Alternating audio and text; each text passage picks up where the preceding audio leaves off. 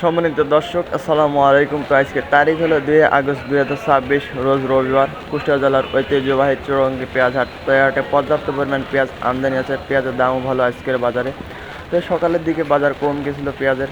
তো দেশি পেঁয়াজ, সুপসাগর পেঁয়াজ কীরকম দামে বেচা বিক্রি হয় সঠিক তথ্য জানতে পারবেন এখনই। তো দেশি জাতের পেঁয়াজগুলো বিক্রি হচ্ছে মান ভেদে। তো এরকম কোয়ালিটির দেশি জাতের পেঁয়াজ মান ভেদে বিক্রি হচ্ছে 1400 থেকে 1500। সকালে বিক্রি হয়েছে, পরে 1600 টাকা মন পর্যন্ত বিক্রি হয়েছে। 1500 থেকে 1600 টাকা মাথার পেঁয়াজ বিক্রি হয়েছে।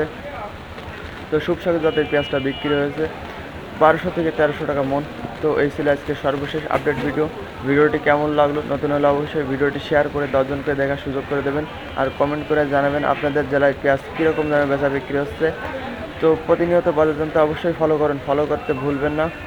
তো কুমা পচা কোয়ালিটির পেঁয়াজটা বিক্রি হয়েছে 200, 250, 150 টাকা মন পর্যন্ত বিক্রি হয়েছে। তো এই ছিল আজকে সর্বশেষ ভিডিও।